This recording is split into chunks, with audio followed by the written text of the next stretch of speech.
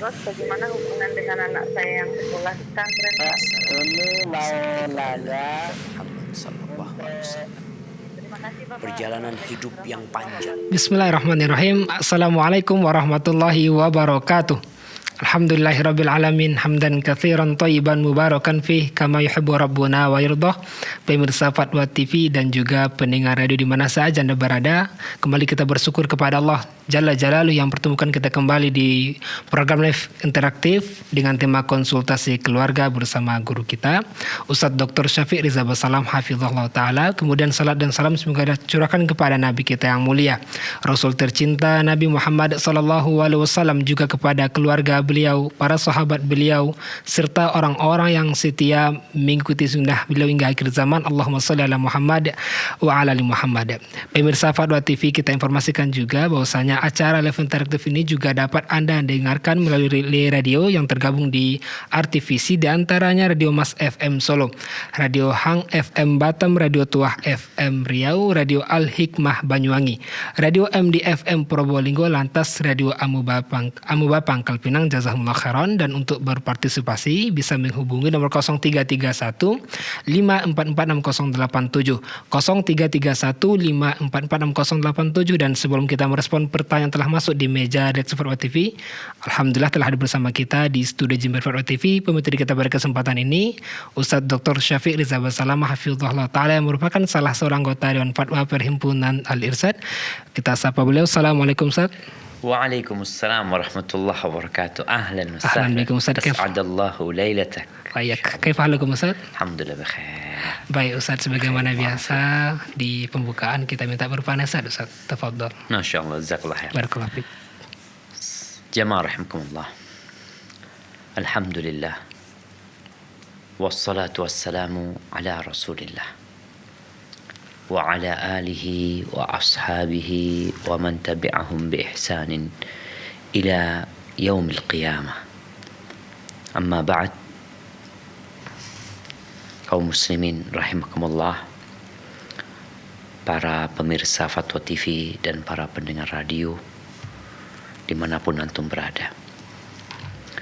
Sudah berapa tahun kita Islam?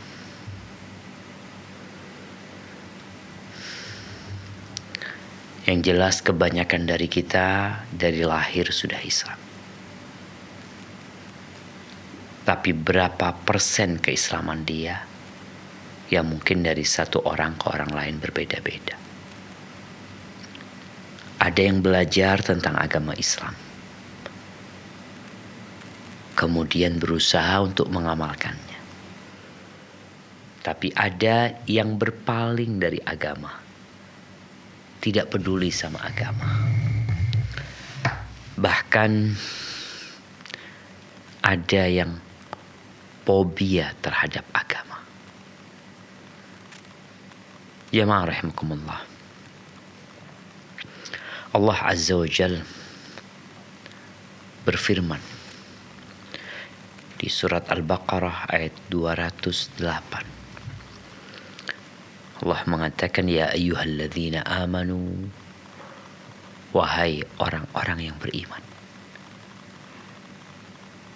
Jadi ini panggilan istimewa, diperuntukkan untuk hamba-hamba Allah yang beriman. Kalau engkau termasuk yang beriman, tolong didengarkan, diperhatikan, dihayati, lalu dipraktekkan dalam kehidupan ini. Karena kalau Allah panggil kita, berarti ada perintah di sana atau ada larangan. Apa kata Allah? Udkhulu fis silmi kafah. Masuklah ke dalam Islam ini secara utuh. Enggak separuh-separuh agamanya. Semua syariat Islam engkau harus masuk ke dalamnya. Jangan meninggalkan satu pun darinya. Jangan sampai menjadikan hawa nafsu kita sebagai Tuhan kita. Bagaimana orang yang menjadikan hawa nafsunya sebagai Tuhan dia, yang cocok sama dia, dia jalanin. Yang sesuai dengan nafsunya, dia akan ikutin. Bahkan dia mengajak orang untuk mengikuti. Kenapa? Karena cocok sama dia. Tapi yang bertentangan dengan keinginan dia, dengan hawa nafsu dia, maka dia akan tinggalkan. Yang seharusnya dilakukan seorang muslim itu menjadikan hawa nafsunya tunduk dan nurut kepada ajaran agama. Lalu kata Allah, wala tattabi'u khutuwatis syaitan. Kalian jangan mengikuti langkah-langkah setan. Setan itu punya perencanaan yang matang. Setan itu punya rencana jangka pendek, rencana jangka jauh. Dan iblis tuh, kenal sama iblis tuh. Lawan kita, musuh kita, Ustaz. Iblis tuh, dia itu mengirim pasukannya setelah memberikan training kepada mereka, memberikan penjelasan kepada mereka, dikirim. Nanti ditunggu laporannya gitu loh. Ditunggu laporan. Ditunggu. Mereka datang laporkan, kita bilang, maaf fa'alta syai'an, engkau gak berbuat apa-apa engkau. Ini laporan, engkau gak berbuat apa-apa, biasa-biasa aja yang kau kerjakan. Artinya iblis itu punya rencana yang matang gitu. Makanya Allah katakan langkah-langkahnya. Wala tattabi'u khutuwatis syaitan. Kenapa kita gak boleh ngikutin langkah-langkah setan? Setan itu musuh, kata Allah. Innahu lakum aduwwum mubin. Setan tuh musuh buat kalian. Gak mungkin setan itu nyuruh kepada kebaikan. Walaupun seakan-akan setan memberikan pencerahan. Ingat Nabi Adam alaihissalam itu dapat nasihat. Dari siapa? Dari iblis. Aku tuh mau kasih nasihat buat engkau, kata dia. Ini pohon keabadian. Macam-macam. Bohong itu loh. Karena yang namanya musuh, gak mungkin lah musuh mau kebaikan buat antum. Maka di sini di akhir tahun ini, sebenarnya bukan akhir tahun umat Islam ya. Tanggal berapa sekarang kalau secara hijriah? Coba antum lihat. 8 Jumadil Ula, Ustaz. Nah. Iya. Hari ini malam 29, malam 9 Jumadil Ula, tanggal 23 Desember. Umat Islam nggak ada urusan sama 23 Desember, sama 24 Desember, sama 25, 26, 27, nggak ada urusan. Sebagai seorang yang beragama Islam, dia nggak punya urusan di sana. Kenapa? Karena Allah menjadikan semua ibadah dia itu dengan bulan Hijriah. Makanya tatkala orang-orang bertanya kepada Nabi SAW, yas'alunaka 'anil ahillah. Apa kata Allah? Qul hiya mawaqitu linnasi wal hajj. Mereka bertanya tentang hilal, bukan tentang mentari. Tentang bulan. Bulan ini gimana nih prosesnya? Kita melihat bulan itu kok kecil ya. Kemudian dia menjadi besar, lalu bulat, kemudian menjadi kecil lagi. Kemudian arah terbitnya berbeda. Nanti kecil yang pertama itu di ufuk barat, nanti tahu-tahu tenggelam di ufuk timur. Apa tuh maksudnya gitu loh? Apa kata Allah? Qul hiya mawaqitu linnas. Itu adalah penentuan waktu-waktu ibadah buat manusia. Nih, kalau engkau muslim, maka engkau harus tahu ini penentuan waktu ibadah buat kita. Tiap bulan tuh ada puasa. Puasa Ayyamul Bid. Kapan? Tanggal 13, 14, 15 Desember. Januari. Februari. Bukan. Ya ikut itu bulan. 13, 14, 15 ketika bulan itu purnama. Tapi ya sayang sekali sih umat Islam ketika gak belajar, akhirnya dia mengikuti langkah-langkah setan. Maka nasihat ana buat umat Islam yang berada di penghujung tahun Masehi, pertama kita gak ada urusan apa-apa sama akhir tahun Masehi ini. Masehi itu adalah milik orang-orang Nasara. Makanya kalau kita lihat yang ada itu, ya mereka mengucapkan selamat Natal dan selamat tahun baru seperti itu. Karena memang milik mereka. Sedangkan umat Islam ya biasa aja lah. Biasa aja, kita masih di bulan Jumadil Ula, tidak ada yang spesial di bulan ini. Ya hanya saja tadi mungkin ada puasa tanggal 13, 14, 15. Tanggal berapa tuh? Bertepatan dengan tanggal sekarang 9, Ustaz. Nah, Berarti tanggal 28, 29, 30. Kira-kira seperti itu. Tapi yang jelas kita berpatokan kepada bulan Qamariyah. Qamariyah Hijriyah. Nah, barakallahu fikum, jangan mengikuti langkah-langkah setan. Setan itu musuh buat kita. Ikutin ajaran Allah, ikutin ajaran Nabi Muhammad SAW. Kita bakal mati, jemaah. Kita bakal meninggalkan semua kesenangan kita. Ketahuilah, dunia ini bukan tempat bersenang-senang, bukan tempat berlibur, bukan tempat hiburan, tapi di sini tempat perjuangan. Barakallahu fikum. Masya Allah, jazakumullah khairan atas nasihat di pembukaan ini. Semoga bermanfaat bagi kita semua. Kembali kita mengajak pemirsa Fatwa TV dan juga pendengar radio di mana saja Anda berada untuk berpartisipasi, menaikkan langsung berkaitan dengan konsultasi keluarga. Bisa menghubungi di nomor 0331 544087, 0331 544087. Baik Ustaz, sudah ada pertanyaan yang telah masuk di meja Dex Fatwa TV Ustaz. Dari Bapak Sudarto di Kebumen, Jawa Tengah Ustaz. Assalamualaikum Ustaz, mohon petunjuknya. Bagaimana caranya bertaubat tidak dapat mencintai istri karena Allah dan selalu menyelisihi yang dicontohkan Nabi dalam mempergauli istri. Bagaimana bertobat tidak dapat mencintai istri karena Allah? Apa sebabnya? Karena istri? Tidak ada sebab Ustaz. Dan selalu menyelisihi yang dicontohkan Nabi dalam mempergauli istri. Itu saja pertanyaannya. Dia yang ngelisin apa istrinya? Dia sepertinya Ustaz. Dia ya, sepertinya. Bertobat dari itu. Nah. Iya, barakallahu fikum. Kita insyaallah pernah dengar tentang 3 syarat agar seorang yang beriman itu merasakan manisnya menjadi seorang hamba Allah yang beriman. Makanya kadang-kala jadi orang Islam bertahun-tahun kok masih terbebani dengan agama Allah ini. 3 hal itu, yang pertama kata Nabi SAW, ayyakunallah wa rasuluhu ahabba ilaihi mimma siwahuma. Allah dan Rasulnya harus dia cintai lebih dari segala-galanya. Yang kedua, ayyuhibbal mar'a la yuhibbuhu illa lillah.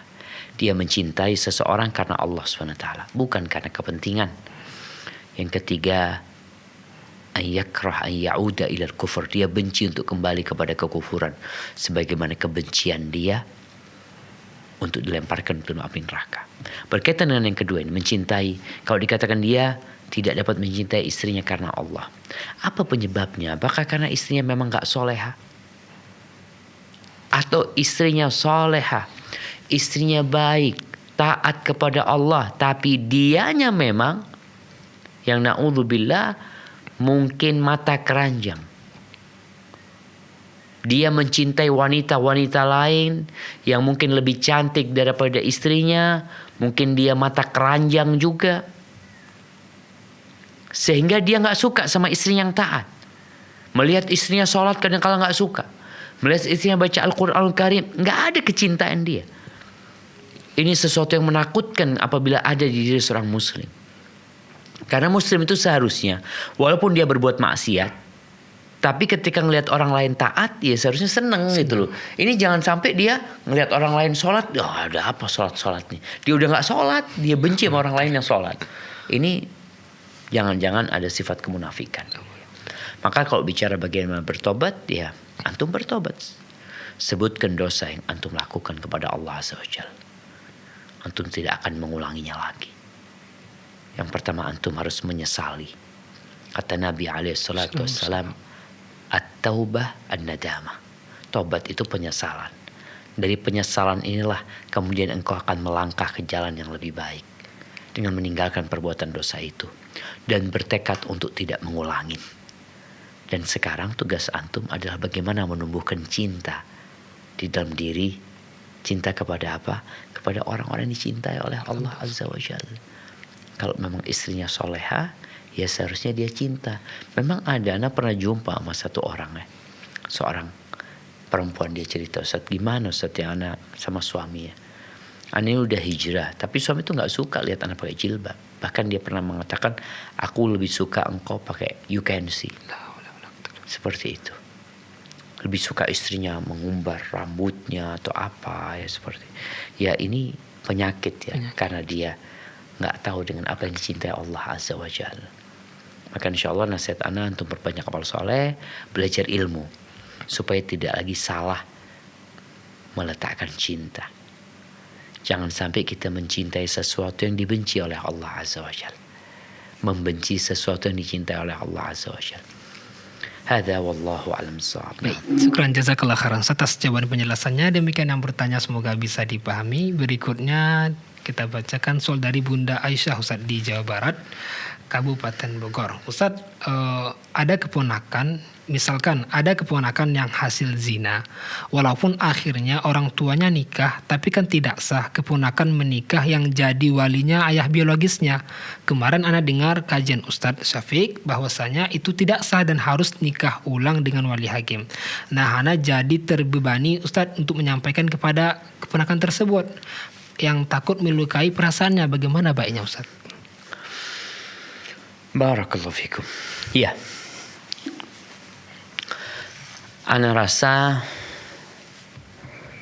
yang perlu dilakukan adalah sebelum berbincang sama keponakan, berbincang sama, kalau itu keponakan berarti posisinya dia ini sebagai bibi. Ya, bibinya kan? Bibi dari pihak ibu atau bibi dari pihak ayah. Maka sebelum ngomong sama tuh keponakan, ya ngomong sama bapaknya, bapak biologisnya gitu loh. Sampaikan kepada dia tentang hukum agama ya. Kemudian mungkin kadang-kala orang tua ini kan merasa sudah tahu. Ya aja orang tuanya itu keponakan. Coba kita tanya ke Ustadz yuk. Dalam artian harapan kita kan dapat kebaikan. Jangan sampai pernikahan ini gak berkah. Seperti tadi disampaikan, mungkin sang bibi mengatakan kepada kakak atau adiknya, aku mendengar Ustadz ceramah seperti ini, seperti itu. Wallahu a'lam, mungkin kita perlu tanya lagi lebih dalam gitu ya. Jadi insya Allah dengan cara seperti itu mudah-mudahan ya bisa diperbaiki dengan memperbaharui pernikahan. Walaupun anu juga telah sampaikan bahwasanya ada sebagian kecil ulama yang mengatakan apabila ayah biologisnya itu mengakui bahwa itu anak-anak dia, karena memang ibunya itu bukan pelacur yang dizinain sama orang banyak ya, dan juga bukan istrinya orang, bukan milik orang, maka tatkala itu memang sebenarnya membolehkan kalau dia mengakui itu anaknya, ya sudah jadi seperti anak. Masalah warisan, masalah pernikahan, ayah biologis boleh jadi walinya, tapi itu pendapat sebagian kecil ulama. Sedangkan madhab jumhur ulama, dan itu yang dipakai di Indonesia, madhab Syafi'i, bahwasanya nggak bisa, nikahnya nggak sah kalau bukan wali yang sebenarnya gitu loh. Maka dengan cara seperti itu nanti kalau memang sang ayah nggak mau, nggak urusan gitu seperti itu, ya mungkin sang bibi perlu ngobrol sama keponakannya, ya mungkin ngobrol empat mata ya. Sampaikan urusannya kan ringan kalau bicara kita memperbaharui nikah atau menikah lagi, ini tinggal berangkat ke KUA, nggak harus pengumuman, kan sudah selesai walimahnya dan dia berpikiran nikahnya sah. Ini nikah syubhat namanya, ada kerancuan, dia pikir walinya benar gitu, tapi ternyata enggak gitu. Maka tugas dia nanti tinggal diarahkan untuk berangkat ke KUA. Nanti KUA kan adalah perwakilan dari pemerintah gitu, sehingga insyaallah hal itu bisa dilakukan dengan mudah insyaallah. Barakallahu fikum. Nah. Jazakallah khairan atas penjelasannya. Demikian yang bertanya semoga bisa dipahami. Kembali kita mengajak pemirsa Fatwa TV dan juga pendengar radio untuk bertanya langsung bisa menghubungi nomor 0331 5446087. Baik, soal berikutnya Ustaz dari saudara Doni Wahyudi di Jawa Barat juga Ustaz. Ustaz, ana berniat menjalani syariat ta'adud. Alhamdulillah. Siapa antum? Yang bertanya Ustaz. Oh, yang bertanya. Antum menikah aja belum mau ta'adud nanti. Ustaz, kita lanjutkan dari yang bertanya.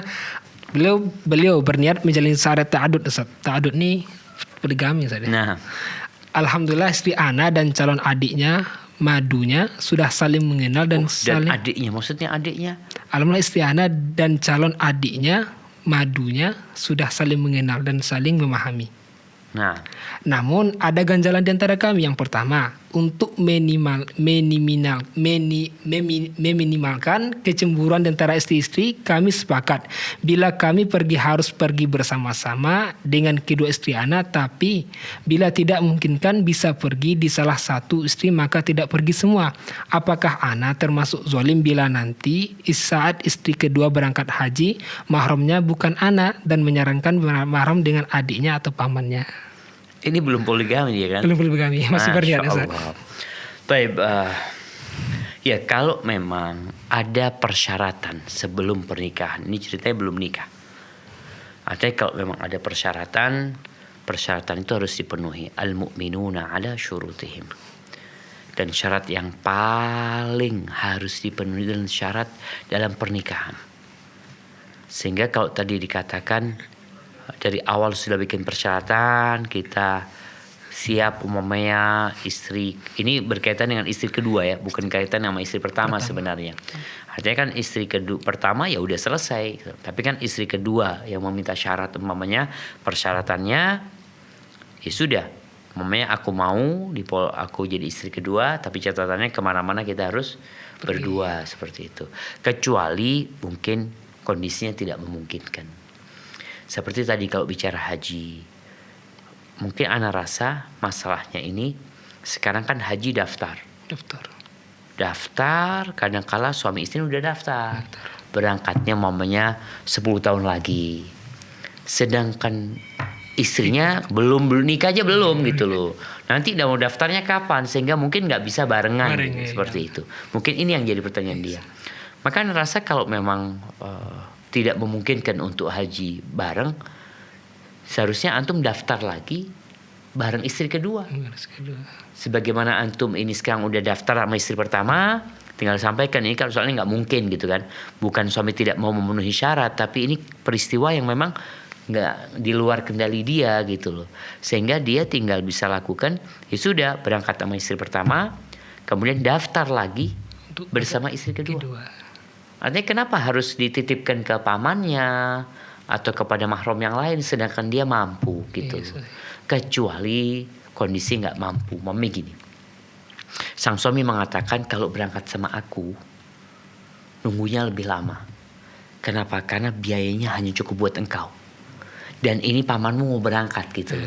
Jadi dia sebenarnya bukan membiayai pamannya, tapi dia itu memanfaatkan pamannya kan mau berangkat haji, ya udah sama-sama berangkat, aku daftarin engkau gitu seperti itu. Tapi kalau memungkinkan mamanya untuk berangkat sama dia, ya berangkat sama dia, nggak ada masalah. Cuma yang jelas tadi persyaratan itu harus dipenuhi tatkala memang menjadi persyaratan dalam pernikahan.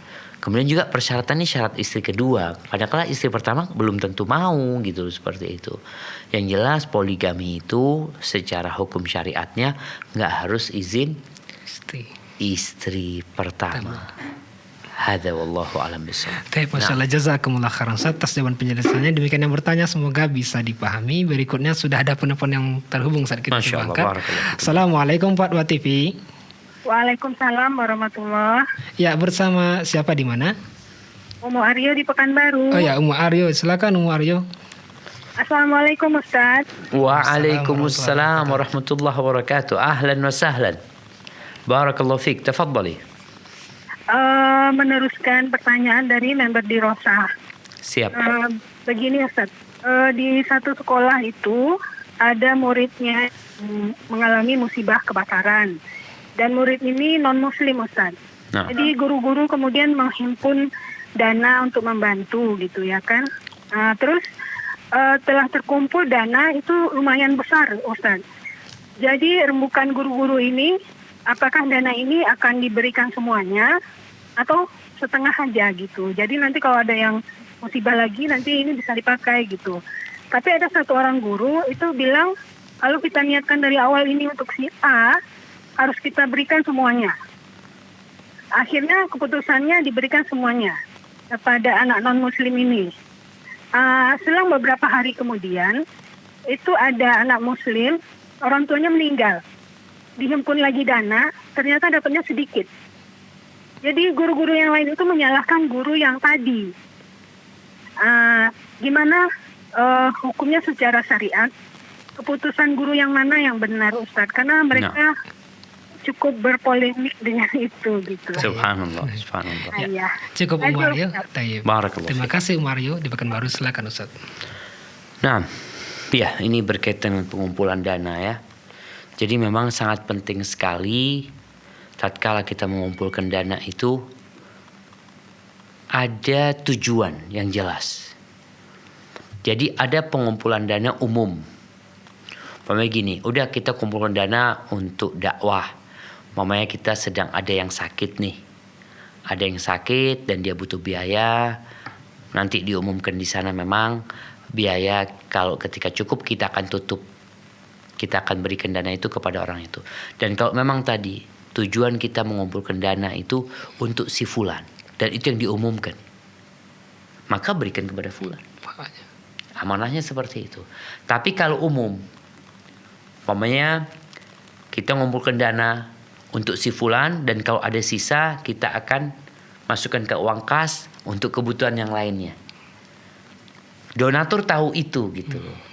Maka nggak ada masalah kita berikan. Umpamanya tadi bicara ini ada yang kebakaran ya, oh kebutuhannya berapa? Umpamanya oh dia butuh 20 juta gitu. Sedangkan dana yang terkumpul 30 juta. Di sini kita bisa menyerahkan cuma 20 juta. Karena dalam pengumpulan donasi itu sudah kita sampaikan sisa uang akan digunakan untuk membantu murid-murid yang lainnya. Umpamanya seperti itu. Tapi kalau nggak ada itu, artinya pengumpulan dana dari sejak awal memang untuk fulan aja, ya sudah untuk fulan gitu loh. Maka lebih baik pihak sekolahan itu ketika mengumpulkan dana tadi, dana itu memang untuk sosial untuk apa. Cuma sekarang lagi ada fulan yang kena musibah, kita perlu nih sekarang. Tapi kalau sudah mencukupin buat fulan, sisa duit itu yang lain. Untuk yang lainnya tetap untuk apa? Untuk maslahat gitu loh, bukan akhirnya dimanfaatkan oleh pihak sekolah. Jadi anak rasa kembali kepada rencana awal pengumpulan dana tadi. Kalau memang itu untuk fulan, ya sudah untuk fulan. Tapi kalau memang ada untuk fulan dan sisanya untuk umum, kayak kita umpamanya ketika mengumpulkan dana buat buka bersama, kita sampaikan ketika ada sisa tetap akan untuk buka, tapi bukan buat Ramadan, tetap buka bersama, tapi mungkin buat puasa 6 hari bulan Syawal. Jadi jamaah tuh tahu duit ini kita juga pengelola uang itu nyaman. Soalnya kalau umpamanya Ramadan udah habis, duitnya masih sisa gitu loh. Masa mau nunggu Ramadan tahun depan gitu loh. Tapi tatkala dia sampaikan untuk berbuka, ya udah berarti kita ada sedikit keluasan dalam menggunakan uang itu. Jadi kalau ditanya siapa yang benar gitu loh, keputusan siapa yang benar, ya kembali untuk siapa mengumpulkan dana tadi. Jadi nggak bisa menyalahkan guru yang mengatakan harus diserahkan kepada fulan. Kalau memang tujuannya untuk fulan, ya serahkan kepada fulan. Kemudian juga jamaah, ketika terjadi rapat, ini penting, ini nasihat ya buat setiap muslim ya, yang di yayasan, yang di lembaga, yang kemudian mereka melakukan rapat. Mungkin di situ ada pro kontra tentang satu masalah. Jadi tatkala kemudian ide sudah didengar, lalu diputuskan satu kebijakan A yang mungkin sebagian nggak setuju, tapi kalau itu yang keluar sebagai hasil rapat, maka semuanya harus menganggap itulah hasil bersama. Jadi bukan pendapatku, bukan pendapatmu, tapi pendapat kita bersama. Sehingga tidak terjadi polemik, keributan apabila ternyata oh ini pendapatmu nggak benar, ternyata lebih baik pendapatku. Udah selesai. Jadi nggak perlu diributkan lagi gitu. Hada wallahu a'lam. Masalah jazakallah khairan atas penjelasannya. Demikian yang bertanya semoga bisa dipahami dan sudah ada penelpon terhubung, namun kita ingatkan juga kepada penelpon yang terhubung untuk memberikan mengajukan pertanyaan dengan ringkas saja. Baik, kita coba angkat. Assalamualaikum Fatwa TV. Waalaikumsalam warahmatullahi wabarakatuh. Ya, dengan Ibu siapa di mana? Dengan Ummu Hanan di Pontianak. Ya, monggo silakan Ibu. Assalamualaikum warahmatullahi wabarakatuh. Waalaikumsalam warahmatullahi wabarakatuh. Ahlan wa sahlan. Kaif halik Ummu Hanan? Ya, udah selesai urusannya Ummu Hanan ini. Alhamdulillah, Allah kulli hal Ustaz. Alhamdulillah. Ya, bisa jadi yang dibenci itu baik buat anti. Dan bisa jadi sebaliknya. Insya Allah Ustaz. Hamasa Ustaz, hamasa. Masya Allah, barakallah fiik. Ya, silakan Ibu. Gimana, apa yang mau ditanyakan Ummu Hanan? begini Ustaz. Ini kan setelah pisah. Nah, itu anak yang kecil itu kan dibawa sama suami kerja dari pagi sampai menjelang sampai maghrib, pada maghrib baru pulang Ustaz. Nah itu yang Ana tanyakan itu, Ana tuh berdosa apa enggak Ustaz, enggak ngurus anak gitu Ustaz ya, sedangkan dia anak itu dibawa ke kantor gitu. Jadi solusinya gimana Ustaz, sedangkan dia tidak mau komunikasi sama anak, kayaknya putus gitu Ustaz. Artinya anak itu dibawa tapi maghrib dibalikin ke anti. Naam Ustaz. Seperti itu. Naam. Kalau boleh tanya, apa sebab dia dibawa? Karena anti kerja atau? Tidak, Ana tidak kerja Ustaz, Ana di rumah. Artinya dia ingin bersama anaknya aja gitu? Iya, mungkin itu Ustaz, karena katanya bilang sih waktu kemarin belum itu masih ya, kita baik-baik itu biar anaknya ada teman gitu loh Ustaz. Kan anak-anak kan udah besar-besar, jadi yang kecil kan biasa kadang dibawa main, kadang enggak. Jadi mungkin mantan itu ingin anaknya tuh sama anak-anak tuh suka main-main gitu Pak Ustaz. Siap. Baik, bisa ditangkap saja. Cukup Ummu Hanan. Barakallahu fiik. Nah, Terima kasih Ummu Hanan di Pontianak. Silakan Ustaz. Barakallahu fiik. Nah, jadi memang yang pernah kita bicarakan bahwasanya anak itu menjadi tanggung jawab bapaknya sebenarnya ya. Apabila terjadi perceraian, tetap full yang memberikan nafkah itu bapaknya, biaya sekolah dan pendidikan itu adalah bapaknya. Kalau ditanyakan Ummu Hanan itu tadi anak dibawa oleh suami, mungkin suami ingin dekat sama anaknya. Anak rasa ini satu hal yang positif sebenarnya ya. Kita husnudzon. Kalau tadi ditanyakan oleh Ummu Hanan, apakah dia dosa ketika dia tidak mendidik anaknya karena dibawa oleh suami? Insya Allah enggak. Dia tidak melakukan satu pelanggaran sebenarnya, dan dia juga bukan dia yang tidak mau mendidik anaknya, tapi sang bapak yang ingin dekat sama anaknya. Jadi nggak ada masalah. Dan ini buat kaum muslimin ya secara umum, apabila terjadi perceraian, tolonglah kita fahami bersama bahwasanya ya angin bertiup tidak selalu sesuai dengan keinginan nelayan.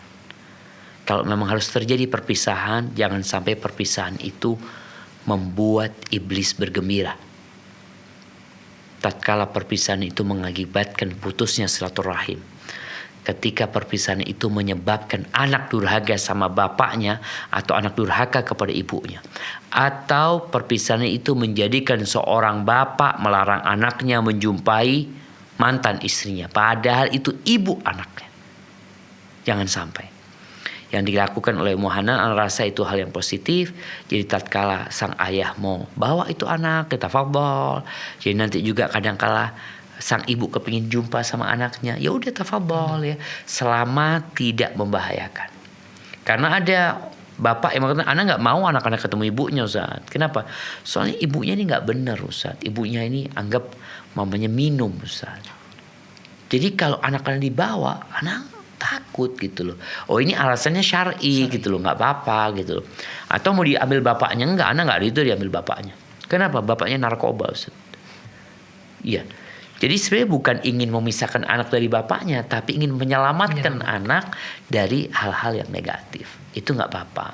Tapi kalau ternyata nggak ada masalah, yang ada hanya kebencian. Karena kadang-kala ada seorang istri yang merasa dikhianati oleh suaminya, kemudian dia benci, atau sebaliknya suami kayak gitu.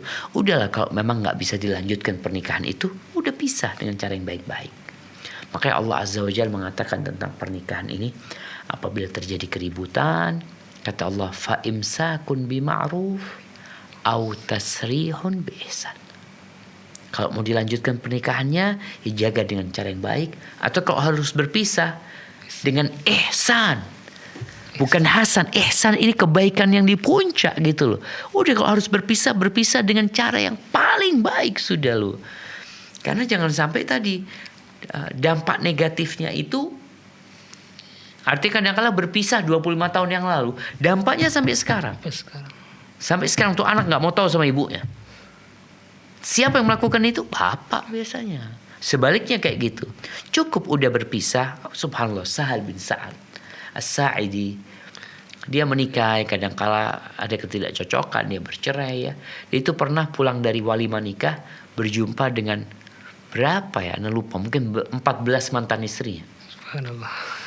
Dan nggak ada masalah, tanya apa sahal bekhair, ini alhamdulillah sehat, gimana keluargamu ini itu baik-baik alhamdulillah. Ya sudah, artinya kalau memang harus berpisah tetap itu perempuan ibu anak-anakmu gitu loh. Walaupun kau nggak cocok sama ibunya ya udah, jangan sampai akhirnya kau jadi nggak baikan sama dia gitu loh. Hadza wallahu a'lam bissawab. Masyaallah, jazakallah khairan atas jawaban penjelasannya. Demikian yang bertanya, semoga bisa dipahami.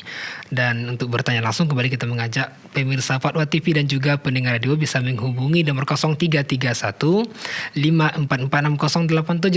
0331 5446087 berkaitan dengan konsultasi keluarga. Baik, soal berikutnya Ustaz, kita bacakan dari Bapak Tri Wahyudi di Lampung, Ustaz. Berkata penanya, saya tukar redaksinya, Ustaz. Bagaimana sikap anak yang sudah pengen menikah namun orang tua melarang karena alasan kakaknya belum menikah? Bahkan orang tua mengancam menghapus nama dari kakak kalau melanggar nasihat orang tua tersebut. Insyaallah itu bukan antum. Bukan anak, Ustaz. Antum nggak punya kakak? Antum punya kakak nggak? Udah keluarga semua. Udah keluarga semua. Artinya antum sebenarnya bisa nikah, cuma antum aja nggak mau gitu kan? Belum, Ustaz. Barakallahu fikum. Baik, kembali kepada penanya ini jamaah. Ya. Jadi memang ada budaya di beberapa daerah itu yang tidak membolehkan adik melangkahi kakaknya. Sebenarnya kita itu saling menghormatin dan saling menyayangi. Islam itu mengajarkan laisa minna, subhanallah, bukan dari kami. Siapa? Man lam yuwaqqir kabirana wa lam yarham saghirana. Siapa yang bukan termasuk dari golongan Nabi SAW? Orang yang tidak menghormati yang tua dan tidak menyayangi yang muda, yang lebih kecil. Nah, sekarang posisinya kakak beradik nih. Adik harus menghormati kakaknya, kakak harus menyayangi adiknya. Ini aja sih yang harus dipikirkan. Ya, apalagi ibu tadi kan nggak ingin, kadang-kala kan ya kesian sama kakaknya ya. Namun kalau memang kondisinya, kadang-kala si kakak ini laki yang tanya apa laki-laki, perempuan? Laki. Kakaknya yang belum nikah, laki juga? Laki juga. Atau perempuan? Tapi menyebutkan tadi. Tidak menyebutkan. Kadang-kala si adik ini udah nggak tahan gitu loh. Secara kemampuan dia udah mampu seperti itu dan nggak ada halangan lagi. Sedangkan kakaknya belum mampu, atau kakaknya mampu tapi belum mau. Apa yang harus dilakukan? Di sini adik harus komunikasi yang baik sama kakak. Karena kuncinya di kakak nih. Ibu, bapak udah tadi kan, ibu udah marah gitu loh. Artinya kalau sampai nikah mau dihapus dari kakak. Sebenarnya dia itu kalau nikah akan dihapus dari kakak memang. Jadi nggak perlu orang tuanya menghapus. Karena secara otomatis yang namanya menikah ya udah bikin kakak sendiri gitu, kakak baru sebenarnya. Tapi kan itu ancaman ya, ancaman artinya orang tua nggak mau lagi sama anaknya, nggak mau kenal lagi sama anaknya. Maka Anda rasa yang perlu dilakukan bagaimana merayu kakak. Sehingga kakak ini yang mengatakan kepada ayah, udahlah ayah, biarkan dia menikah seperti itu. Mungkin memang belum waktunya aku menikah. Karena kita bicara rizki, kayak tadi kan, rizki orang beda-beda, jodoh juga beda-beda. Jangan sampai akhirnya nungguin kakak sama-sama tua, sama-sama nggak nikah. Kadang-kadang dia nggak nyebutin umur berapa kan? Tidak menyebutkan. Kadang-kala kakaknya udah umur 35 tahun mamanya. Dia udah umur 30 gitu. Nunggu kakaknya 40 tahun. Dia 35 belum kawin lagi gitu loh. Jadi insyaallah ana rasa yang perlu dilakukan adalah bagaimana komunikasi yang baik dengan kakak nantinya. Tapi kalau akhirnya nggak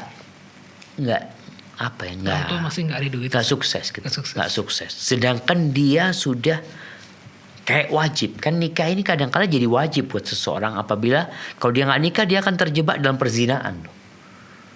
Seperti itu. Maka kalau memang tadi udah usaha maksimal, kemudian antum juga udah berusaha puasa Senin Kemis untuk mengontrol emosi, ya boleh dia menikah nantinya seperti itu. Walaupun tadi kondisinya orang tua akan marah, tapi anak ini sebenarnya nggak durhaka gitu loh. Dia ini sudah berusaha dengan baik gitu, tapi orang tua yang maksain berusaha dengan kakak. Cuma sekali lagi tadi ingat, bukan dari golongan Nabi Muhammad SAW yang tidak menghargai yang lebih tua, tidak menghormati yang lebih tua, dan tidak menyayangi yang kecil. Artinya dua-duanya dituntut untuk berbuat baik gitu loh. Jangan sampai adiknya nuntut kakaknya, kakak harus sayang sama anak. Ya, engkau sebagai adik ya harus apa? Menyayangi, menghormatin.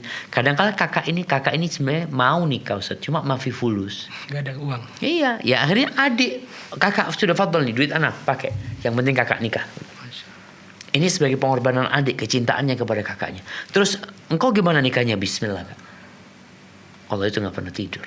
Dan Allah janji akan mengganti.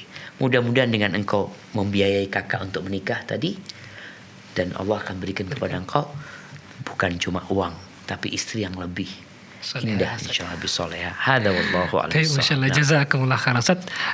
Namun Ustaz, terkadang di satu daerah tuh kalau adik melangkahi kakak harus bayar denda gitu, gimana hukumnya Ustaz? Bukan bayar denda, artinya dia memang tadi ingin uang hiburan gitu loh. Sebenarnya ini kembali kepada tradisi, artinya adik itu udahlah, engkau kalau mau kawin kasihlah kakakmu apa supaya dia nggak sedih gitu loh. Jadi tujuannya sebenarnya untuk menghibur aja. Boleh saja. Artinya boleh aja, tapi kan itu bukan kewajiban. Artinya kalau diwajibkan jadi denda, bukan jadi denda lah. Jadi untuk menghibur kakaknya. Boleh lah engkau nikah, tapi kakak minta mercy gitu. Ya, kalau fulusnya cukup nggak apa-apa gitu. Kalau bilang ini buat nikah aja, pinjam gitu umpamanya. Wallahu a'lam bishawab. Masyaallah, jazakallah khairan atas penjelasannya. Demikian yang bertanya, semoga bisa dipahami. Sudah ada penelpon yang terhubung saat kita coba angkat. Assalamualaikum Fatwa TV. Assalamualaikum. Waalaikumsalam warahmatullahi wabarakatuh. Ya, dengan siapa di mana? Hamba Allah dari Riau. Ya, silakan. Ya. Assalamualaikum Pak Ustaz. Waalaikumsalam warahmatullahi wabarakatuh. Ahlan wa sahlan. Nah. Pak Ustaz, ada titipan pertanyaan mengenai ada seseorang, dia punya saudara perempuan yang itu terjadi sudah lama, dan itu saudara perempuannya itu hamil. Jadi dia membantu waktu itu menikahkan saudara perempuan, menguruslah pernikahannya karena dia sayang dengan orang tuanya. Orang tuanya stres kalut gitu. Jadi bantulah menikahkan saudara perempuannya itu dengan seorang laki-laki, dan belakangan baru tahu dia kalau laki-laki itu bukan itu yang menghamilinya gitu. Sekarang karena dia udah terjadi dulu gitu, apa yang dia harus lakukan sekarang? Tobat apa atau apa yang bisa, karena sekarang dia merasa bersalah gitu. No. Dan waktu itu dia hanya untuk meringankan beban orang tuanya, dia membantu saudaranya itu gitu. Jadi apa yang harus dia lakukan sekarang, karena itu terjadi sudah dulu gitu, sudah lama gitu. Mohon saran atau nasihat dari Pak Ustadz. Masya Allah. Terima kasih Ibu di Riau. Silakan Ustaz. Ya, hari ini Ana lihat di grup para ustadz ya, sedang sibuk atau sedang mengkaji tentang banyaknya perzinaan di Indonesia. Ya, ini karena kondisi ikhtilat ya, berbaurnya laki sama perempuan ya. Kemudian kontrol dari orang tua, atau orang tua dulu sama aja sama anak-anaknya dulu seperti itu. Jadi sekarang kalau bertanya apa yang perlu dilakukan? Yang pertama seharusnya yang dilakukan adalah menasehatin itu anak agar bertobat kepada Allah Azza wa Jalla dengan taubatan nasuha. Yang kedua, ingat itu anak bukan anak dia. Jelas sang suami nggak berzina sama itu perempuan. Jadi yang menghamili perempuan itu bukan suaminya. Ini jelas-jelas nggak bisa itu anak dinasabkan kepada bapaknya. Maka anti perlu memberikan nasihat bahwasanya ingat anak ini bukan anak bapaknya. Sehingga dia nggak akan dapat warisan. Kalau itu anak perempuan juga bapaknya nggak bisa jadi wali. Itu yang perlu disampaikan kepada itu anak.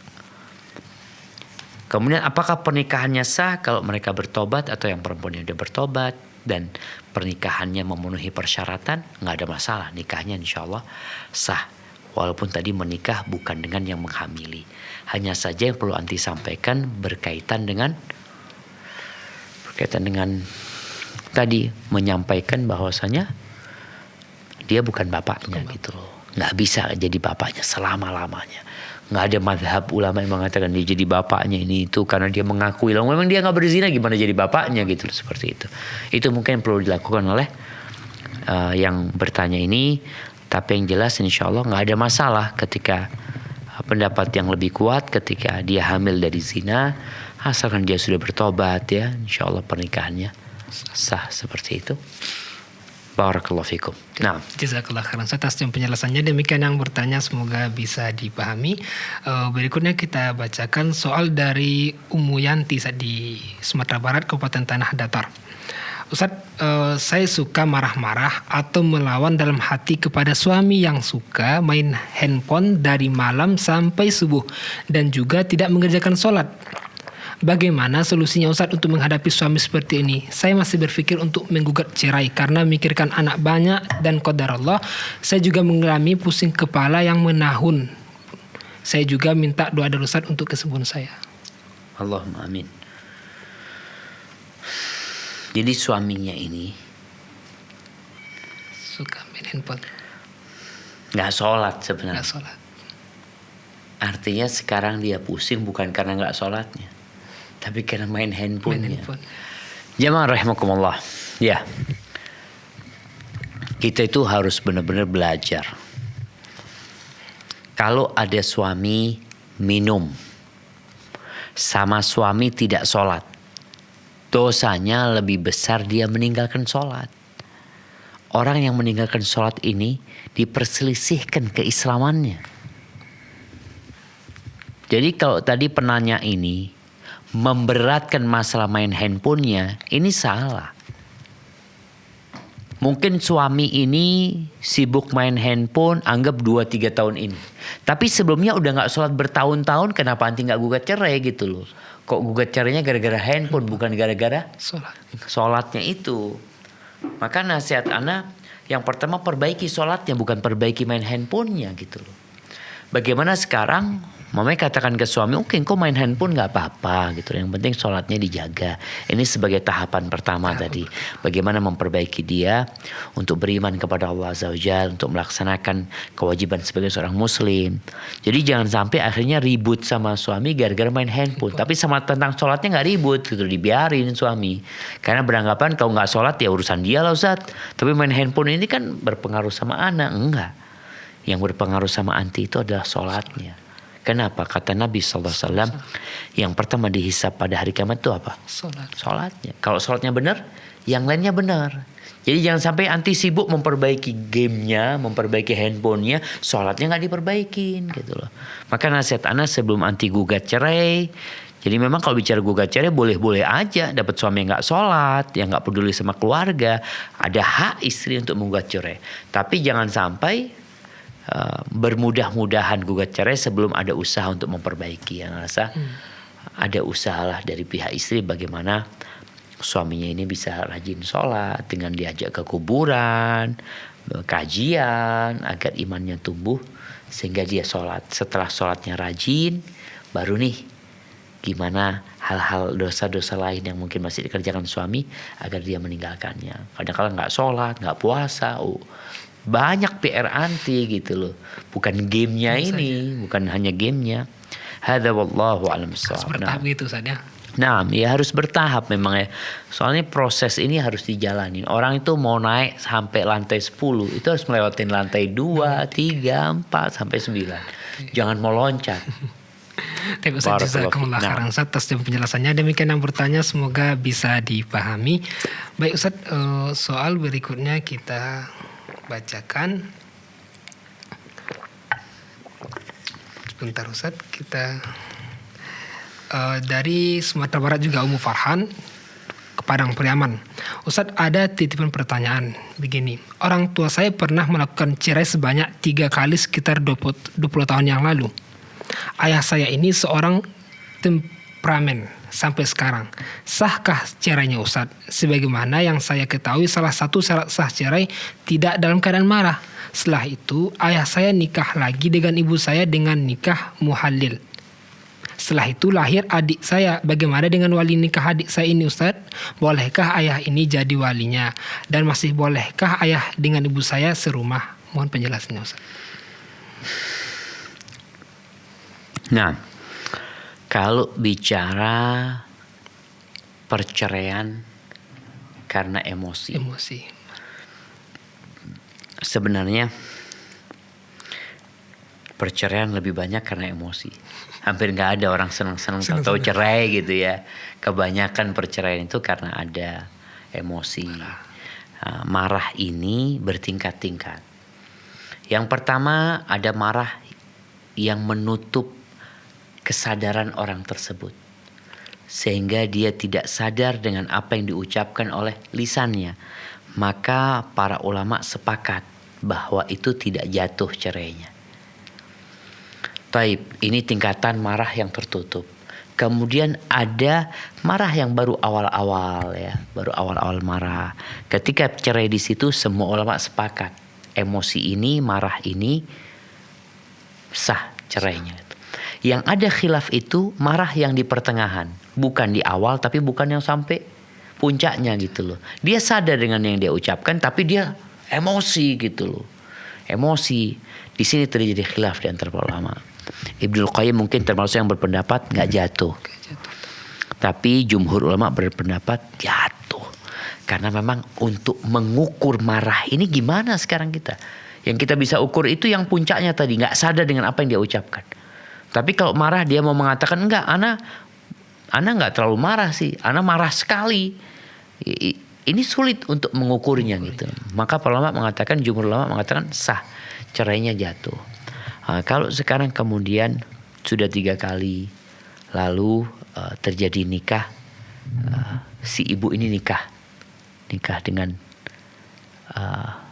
laki-laki bayaran ya, untuk menikahi ibu, kemudian diceraikan lalu menikah lagi sama bapak nih. Bagaimana? Yang pertama itu nggak sah nikahnya, seperti itu. Para ulama mengatakan nikah muhalil itu tetap tidak menghalalkan si ibu ini. Tapi kan udah terjadi. Terus gimana sekarang? Sekarang yang harus dilakukan itu, kalau pertanyaannya pertama berkaitan dengan anaknya. Siapa walinya? Bapaknya jadi walinya. Bapak tetap jadi wali karena di situ ada syubhat halal. Dia pikir boleh kayak gitu itu anaknya sah gitu. Cuma sekarang kalau memang benar yang terjadi itu nikah tadi dengan sewa orang untuk menikahi ibu dulunya, maka sekarang harus berpisah. Karena pernikahan itu tidak menghalalkan bapak untuk kembali sama ibu gitu loh. Hadza wallahu a'lam, itu yang Anda ketahui sih. Jazakallah khairan atas jawab penjelasannya. Demikian yang bertanya, semoga bisa dipahami. Dan ada pertanyaan mungkin sebagai pertanyaan terakhir, penelpon yang terhubung saat kita coba. Masya Allah, barakallahu fiik. Assalamualaikum Pak Dua TV. Warahmatullahi wabarakatuh. Ini Bapak, dengan Bapak siapa di mana? Hamba Allah di Sumatera Barat. Ya, silakan Bapak. Kita sumbar lagi. Ustaz. Masya Allah. Ahlan wa sahlan. Assalamualaikum Ustaz. Waalaikumsalam warahmatullahi wabarakatuh. Naam, tafadhal. Semoga Allah berikan keberkahan untuk Ustaz, keluarga dan tim. Allahumma amin. Izin Ustaz. Jadi bagaimana Ustaz sikap kita terhadap tetangga yang hidup seorang diri, namun di satu sisi tetangga ini, nenek ini seringkali mengeluh masalah keuangannya. Namun di satu sisi juga nenek ini sangat tidak bisa mengelola keuangannya yang sering saja habis, tidak jelas kemana gitu. Jadi kalaupun kita pengen dia hidup dari mana akhirnya? Dia hidup, ada itunya, tunjangan pensiunan suaminya yang sudah meninggal, Ustaz. Juga ada bantuan-bantuan dari masyarakat, namun itu tadi dia tidak bisa mengontrol keuangannya gitu. Taib, anak-anak dia nggak punya memang? Oh enggak, Ustaz, enggak ada. Cuma ada saudara, cuma yang saudara jauh gitu. Tidak terlalu memperhatikan gitu. Subhanallah. Nah, Ya, cukup Bapak. Cukup. Ya, terima kasih Bapak di Sumatera Barat. Silakan Ustaz. nah, barakallahu fikum. Subhanallah ya. Allah Azza wa Jalla mengatakan innamal mu'minuna ikhwah. Orang-orang beriman itu bersaudara.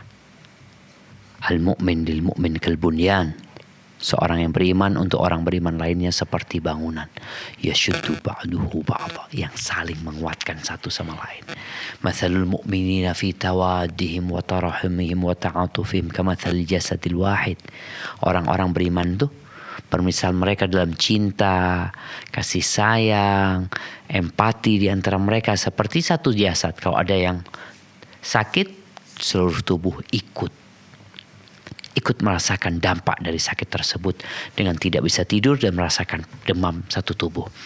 Apa yang harus dilakukan sekarang? Kalau tadi dikatakan kita punya tetangga yang mungkin hidup sendiri, lalu dia tidak mampu mengelola keuangannya, mungkin dia boros ya seperti itu. Disinilah masyarakat, kalau memang tadi ada dana dari masyarakat. Kalau yang dana pensiun itu mungkin kita sulit untuk mengontrolnya karena memang langsung ke dia. Tapi untuk yang dana dari masyarakat ini, bagaimana penanya ini sekarang berkomunikasi, bermusyawarah dengan pihak desa, dengan yang mengumpulkan dana agar tidak menyerahkan uang. Bisa jadi bentuknya itu makanan. Bisa bentuknya itu sembako. Karena Allah Azza wa Jalla mengatakan wala tu'tus sufaha amwalakumul lati ja'alallahu lakum qiyaman warzuquhum fiha. Jadi jangan sampai uang ini diberikan kepada orang yang secara kemampuan mengelola itu belum bagus gitu loh. Akhirnya uang itu kayak nggak ada harganya. Kayak kita ngasih duit sama anak kecil ya, atau anak-anak muda yang belum jangkep akalnya ya. Mau dikasih 1 juta habis. Mau kasih 10 juta habis. Mau kasih 100 juta ya habis gitu loh. Kenapa? Karena ini yang belum bisa gitu loh. Makanya tugas orang tua tadi, kalau kita bicara anak ya, kita ngasih duit sama anak itu kadang-kadang sesuai dengan kebutuhan. Fadhol ini. Jangan dikasih lebih. Ada pertanyaan lagi ya. Ini anak dikasih kirimin mahasiswa mungkin di STD atau di mana, ditransferin duit sama orang tuanya buat bayar SPP nggak bayar dia. Sampai orang tua berpikir, loh ini kok ada tagihan gitu, padahal tiap bulan dikirimkan. Ada anak-anak yang memang belum bisa. Begitu pula dengan ibu ini. Kalau memang tadi dia belum mampu untuk mengelola keuangan, mungkin pihak keluarga atau pihak masyarakat itu tadi mereka yang mengelola dengan cara ya memberikan sembako, beras, gula ini itu, bukan fulus gitu loh. Hadza wallahu a'lam bishawab. Masyaallah, jazakumullah khairan atas jawaban penjelasannya dan serta faedah-faedah di kesempatan ini semoga bermanfaat karena waktu batasi kita. Alhamdulillah, jazakumullah khairan, barakallahu fikum. Terima kasih para pemirsa Fatwa TV dan juga pendengar radio untuk partisipasinya, dan terus saksikan acara live interaktif Fatwa TV setiap hari Senin hingga Jumat setiap pekannya. Dan untuk mendapatkan berbagai informasi kegiatan Dewan Fatwa Perhimpunan Al-Irsyad dan juga Fatwa TV, Anda dapat akses di website www.fatwa.com. Syukran jazakumullah khairan atas kebersamaan semua. Kita tutup dengan baca doa kafaratul majlis. Subhanakallahumma bihamdika asyhadu an la ilaha illa anta astaghfiruka wa atubu ilaika. Assalamualaikum warahmatullahi wabarakatuh. Terus bagaimana hubungan dengan anak saya yang sekolah di pesantren? Ini mau nanya Muhammad sallallahu alaihi wasallam. Terima kasih Bapak. Perjalanan hidup yang panjang